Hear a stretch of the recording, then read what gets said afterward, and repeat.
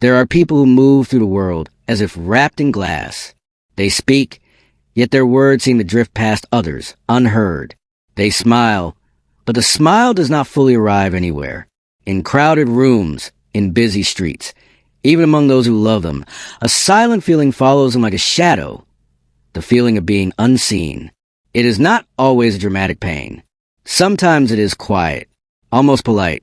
It hides in the way they lower their voice, in the way they wait for permission that never comes, in the way they slowly shrink themselves to avoid taking up space. Over time, the world begins to feel like a stage where everyone else is real, and they are only a reflection. This is not just loneliness. It is a psychology of invisibility, and the unseen stories that quietly shape a life. There is rarely a single moment when disappearance begins. It is not announced. There is no dramatic turning point where the world points and says, "You are fading." Instead, it happens softly, quietly, almost tenderly. A conversation where your words trail off and no one notices.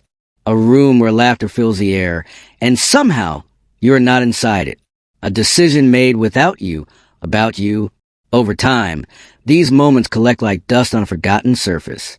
At first, you tell yourself it does not matter, that you prefer the background, that silence is safer than speaking. You begin to step aside automatically, to lower your needs, to reduce the volume of your presence, as if dimming a light that feels too bright. The world does not push you away. You simply learn how to move without being seen. Invisibility is not only about others. It is also about the slow separation from yourself. You stop asking what you feel. You stop noticing what you want. Even your own reflection begins to feel unfamiliar, as if it belongs to someone else living a different life, a life you watch from far away.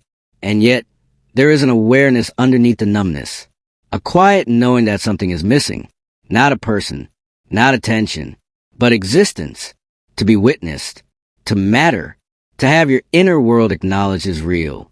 This is where the story truly begins, not in the noise, but in the silence that has grown far too large. In this moment of vanishing, the heart does not cry out. It simply becomes quieter. And in that quiet, a deep, unspoken question waits to be answered. Was I ever meant to disappear? Long before invisibility became familiar, it was something learned, not through words, but through patterns, through pauses where comfort should have been, through glances that passed over instead of landing gently. In some spaces, feelings were seen as inconvenient. In others, they were simply ignored. And so, the heart adapted in the only way it knew how. A child who is not asked how they feel will eventually stop offering their feelings. A child who is interrupted, corrected, or laughed at learns that expression is dangerous. A child who is left unseen begins to study the R's shrinking. It is not a conscious decision. It is the nervous system taking notes. It is the mind building quiet rules. Be less. Be easy. Be unnoticeable and you will be safe. Over time, silence becomes protection. The room is read carefully. Moods are sensed before words are spoken. Attention is given outward, so that none needs to be given inward. This hyper-awareness makes one compassionate, patient, deeply understanding. But it also makes the self disappear. In these early environments, love may have been conditional, present one moment, withdrawn the next. Praise may have depended on performance. Affection may have required perfection. And so, the belief takes root. To be loved, I must not be myself. To be accepted, I must become invisible or useful or perfect. This is where the pattern forms. Not out of weakness, but out of survival. Invisibility is not chosen. It is inherited from moments when being seen felt like too much or not enough or simply unsafe. And even now, long after the danger has passed, the silence continues to echo. Would you like me to continue and expand? The brain and disconnection now? Chapter 3. When the mind learns that being seen is unsafe, the brain does not argue. It adapts, quietly, organically, in ways that feel almost invisible themselves. The nervous system is designed for survival, not for truth, and it will always choose safety over expression, even when safety looks like disappearance. Over time, the brain begins to associate attention with danger, spotlight with shame, voice with consequence. So it gently pulls the person inward. Thoughts become louder. The outside world becomes distant. Emotional responses soften, dull, blur. This is not weakness. It is a protective response, a thinning of sensation to prevent deeper pain. Psychology calls this emotional numbing, dissociation, or the freeze response. It is the body's way of saying, stay still, stay quiet, do not be noticed. The heart learns to go unseen. The mind learns to live in observation rather than participation. People-pleasing replaces honesty. Isolation begins to feel familiar, even comforting. Inside the brain, patterns form like hidden pathways. Each time someone hides a feeling or silences a thought, that pathway strengthens. Each time they swallow a truth, it becomes easier to do it again. What begins as a defense slowly becomes an identity. The quiet one, the strong one, the self-sufficient one. Yet, something remains untouched. Beneath the layers of adaptation, beneath the careful distance, there is still presence, still a self that feels, still a consciousness that watches from behind the veil. It waits, not impatiently, not desperately, but faithfully, waiting for the moment when it can return to the surface and be seen again. To be seen is to be vulnerable. And for someone who has lived in invisibility, vulnerability does not feel gentle. It feels sharp, exposing, almost dangerous. The moment attention turns toward them, something inside tightens, shoulders tense, breath grows shallow. The mind searches for an exit. Even kindness can feel suspicious. Even praise can feel undeserved. There is a strange contradiction in the invisible heart. It longs deeply for connection, yet fears it just as deeply. To be noticed is to risk being misunderstood. To be heard is to risk being rejected. And so when authenticity tries to emerge, it is quickly tucked back into silence. They rehearse conversations in their mind long before speaking. They predict reactions.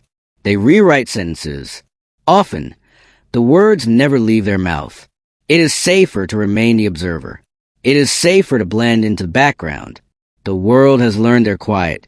Their quiet has learned the world.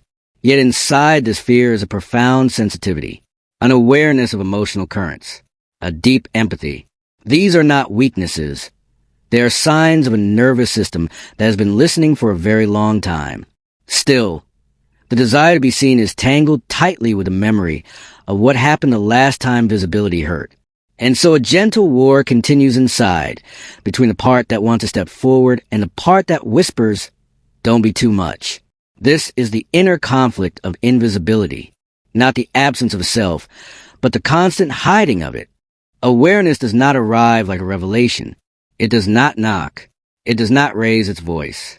It enters slowly, like morning light through a curtain left slightly open, almost unnoticeable at first. A soft realization that something about this life feels distant, that the world has been experienced from behind a window, not from within the room.